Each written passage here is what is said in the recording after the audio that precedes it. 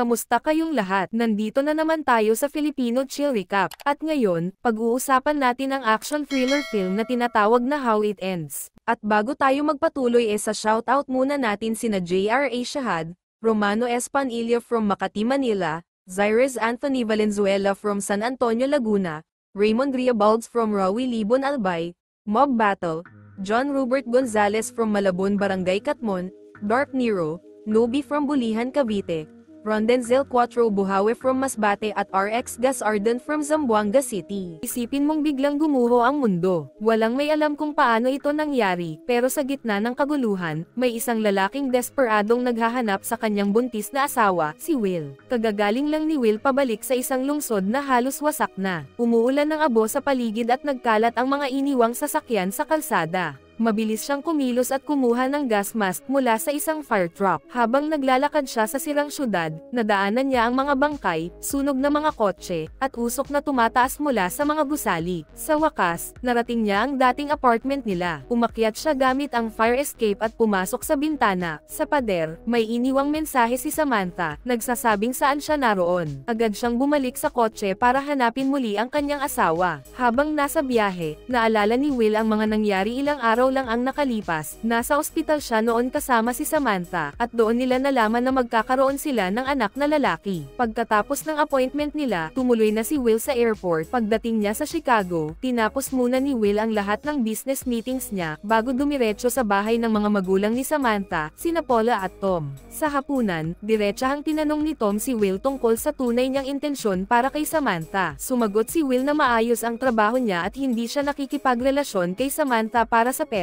Inulit niya na mahal niya ito. Pero kahit anong paliwanag niya, parang hindi naniniwala si Tom. Nauwi sa matinding argumento ang usapan nila. Sinubukan ni Paula na awatin ang dalawa, pero lalong lumala ang sitwasyon. Kinabukasan, nagising si Will sa isang video call mula kay Samantha. Pagtingin niya sa telepono, napansin niyang huli na siya sa flight pauwi. Pagdating niya sa airport, nalaman niyang kanselado ang lahat ng flights. Ayon sa balita, may malakas na lindol na tumama malapit sa California. Maya-maya pa, nawala na rin ang signal at nawalan ng kuryente ang buong paliparan. Hindi na siya nag-aksaya ng oras. Agad siyang sumakay ng taxi at inalok ang driver ng dagdag na bayad para lang siya ihatid. Diretso silang pumunta sa bahay ni Paula at Tom. Sa bintana, tanaw ang mga fighter jets na lumilipad sa langit. Nagdesisyon si Tom na siya na ang maghahanap kay Samantha. Magsasama si Will at Tom sa misyon nila, ang matagpuan si Samantha. Mabigat ang trapiko sa kalsada. Patay ang GPS at wala ring signal sa mga cellphone. Maraming tao ang nagsisiksikan sa mga supermarket, nagpapanic buying. Huminto sina Will at Tom sa isang gasolinahan. Habang si Will ay naglalagay ng gas, pumasok naman si Tom sa loob para kumuha ng mga gamit para sa biyahe. Habang bumabaybay sila ng highway, nadaanan nila ang isang checkpoint ng mga sundalo. Lumapit si Tom sa mga sundalo at ipinaliwanag na ang anak niyang babae ay naiwan at hindi niya alam kung ligtas ito. Pinayagan silang makadaan. Sa kahabaan ng daan, napansin nila ang sunod-sunod na tren ng militar na papuntang kanluran. Dito nila napagtanto na talagang malala ang nangyayari. Kinagabihan, isang pulis ang hamarang sa sasakyan nila. Pero agad na napansin ni Tom na hindi ito totoong pulis. Mabilis na umatras si Tom at nakatakas. Pero sinundan sila ng lalaki. Iniabot ni Tom ang baril kay Will. Tinangka ni Will gamitin ito, pero hindi niya alam kung paano ito i-unlock. Habang nagmamaneho, tinuturuan siya ni Tom kung paano ito gamitin. Sa wakas, nakaputok si Will ng isang beses. Nagpatuloy ang habulan hanggang sa napilitan si Tom na imanobra ang sasakyan para mabangga ang pekeng police car. Pagkaraan ng kaunting distansya, may mga USA silang nakita sa kalsada. Umiwas si Tom kaya nawalan sila ng kontrol at bumangga ang kanilang sasakyan. Sa puntong ito, nakahabol na naman ang pekeng pulis. Nilapitan niya si Will at tinakat ito. Pero bigla siyang inatake ni Tom mula sa likuran at nawalan ng malay ang lalaki. Malubha ang naging pinsala ni Tom, lalo na sa tadyang. Ginamit nila ang pekeng police car para maiahon ang sarili nilang kotse mula sa pagkakabangga. Kinabukasan, nakarating sila sa isang trailer park, pero hindi agad sila pinagkatiwalaan ng mga nakatira roon. Sa isang garahe, nakilala nila si Ricky. Napansin ni Ricky ang pagod at hirap nila kaya pumayag siyang kumpunihin ang kanilang sasakyan. Sa radyo, tanging shortwave signals na lang ang gumagana. Wala pa ring opisyal na pahayag mula sa gobyerno. Walang may alam kung ano talaga ang nangyayari o kung bakit. Ang mga ibon ay lumilipad sa kakaibang direksyon, isang senyales na may mali talagang nangyayari. nangyari. Habang nasa banyo si Tom, nakita niyang lumalala ang kanyang sugat. Samantala, sinabi ni Ricky na pansamantala lang ang pagkakaayos ng kotse at posibleng masira ulit ito anumang oras. Nang marinig ni Tom na balak ni Ricky na magtungo sa California, inalok niya ito ng isang kasunduan. Magbabayad siya kapalit ng pagsama nito sa kanila. Sa ganitong paraan, mas mapapalapit si Ricky sa pupuntahan niya, at sa bawat masirang parte ng kotse, siya ang aayos. Pagkatapos mag-isip-isip, pumayag si Ricky, pero humingi siya ng mas mataas na bayad. Tinanggap nila ito, isinakay ang lahat ng gamit ni Ricky sa kotse, at agad na umalis. Kinagabihan, napansin nila na may sumusunod na sasakyan sa kanila, kaya agad silang tumabi sa gilid, pinatay ang mga ilaw, at nanahimik. Nang makalagpas na ang kotse, ginamit nila ang taillights nito bilang gabay at sila naman ngayon ang sumunod.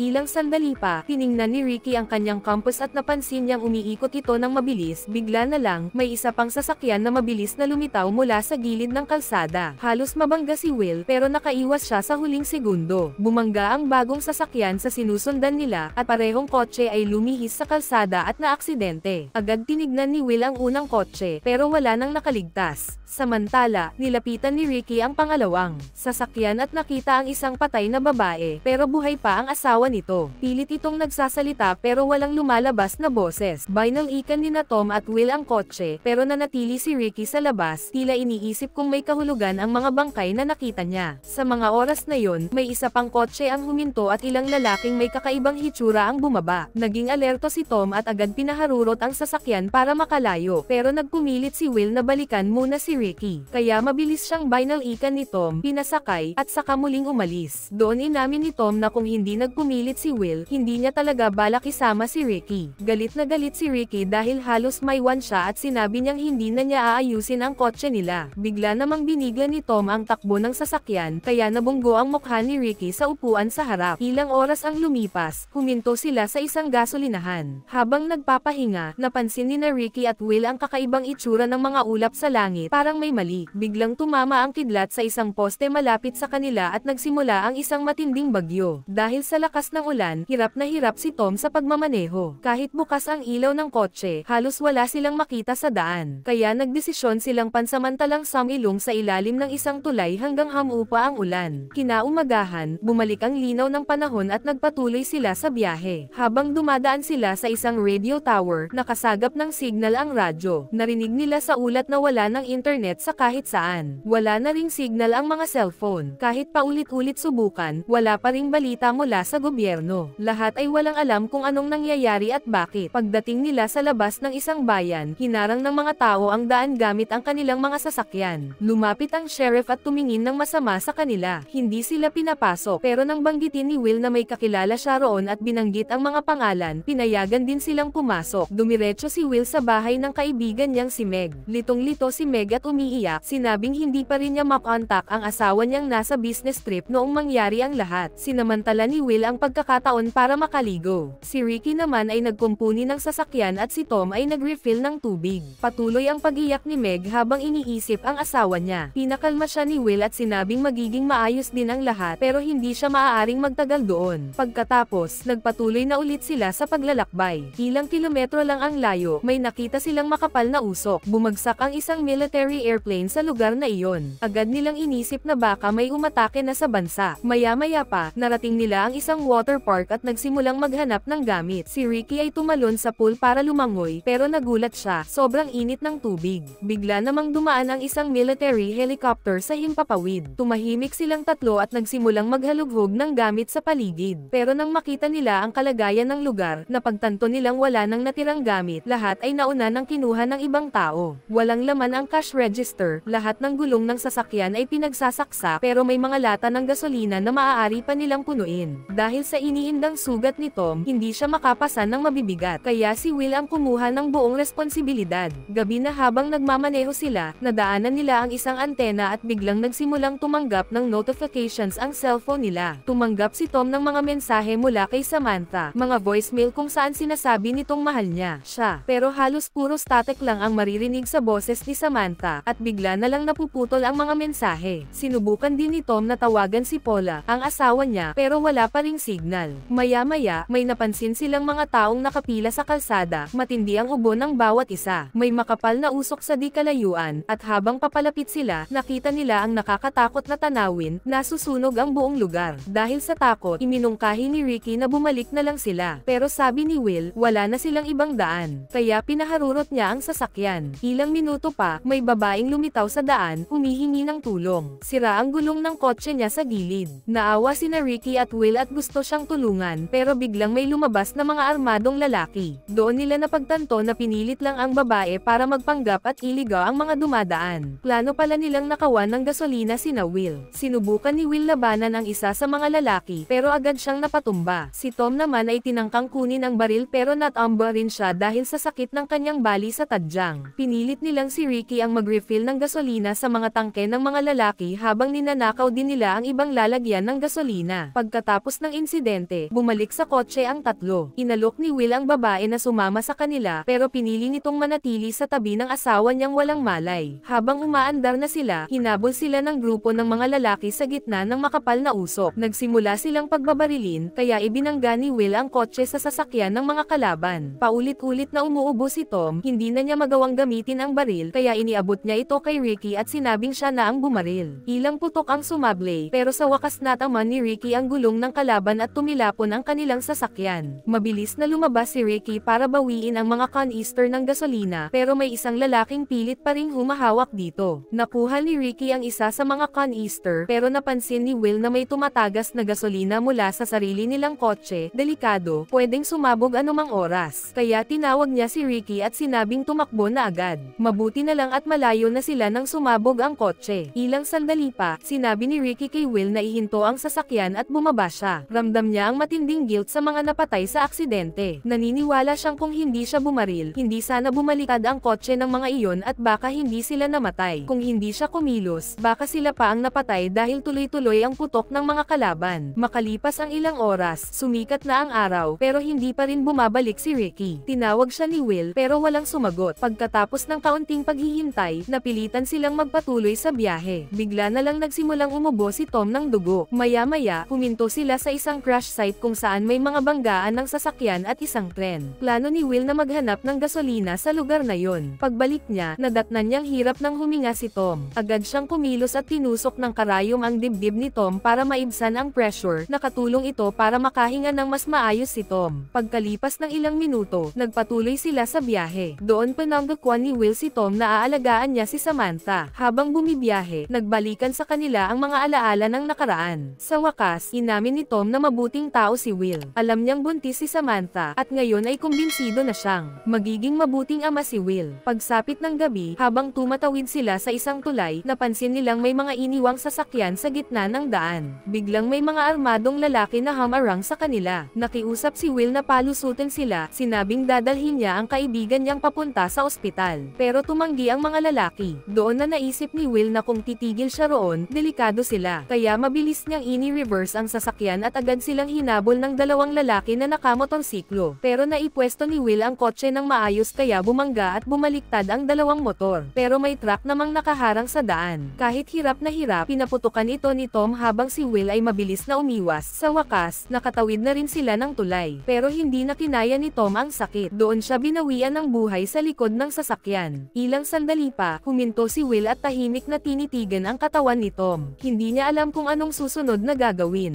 Pero sa huli, nagpasya siyang magpatuloy sa biyahe. Nang sumapit ang gabi, nasaraan ang kotse sa gitna ng daan. Halos pumutok na sa inis si Will. Sa sobrang galit, binuhusan niya ng gasolina ang kotse, kasama ang katawan ni Tom sa loob, at sinilaban ito. Isang pamamaalam na may halong sakit. Kinabukasan, nagpatuloy si Will sa paglalakad. May ilang sasakyang dumaan at hindi siya pinansin. Pero sa wakas, may isang pamilya na huminto at inalok siyang isabay. Ang kondisyon lang, kailangan niyang ibigay ang baril niya bago sila bumiyahe. Habang nasa biyahe, wala silang nasagap na signal sa radyo. Maya-maya, nakarating sila sa bahay ng ama ni Will. Doon, sinabi niya sa pamilya na pwede nilang kunin lahat ng gamit sa loob kapalit ng kotse nila. Pumayag ang pamilya, at bago sila umalis, kinuha muli ni Will ang baril niya. Dahil sa kotse, mabilis siyang nakabalik sa winasak na lungsod ng Seattle. Dito bumalik ang kwento sa simula. Pagkabasa niya ng address na iniwan ni Samantha sa apartment nila, agad siyang nagtungo roon. Pagdating niya, may lalaking nagngangalang Jeremiah na agad siyang tinutukan ng baril, nagtatanong kung sino siya at anong kailangan niya. Pero biglang sumulpat si Samantha, pinigilan si Jeremiah, at agad siyang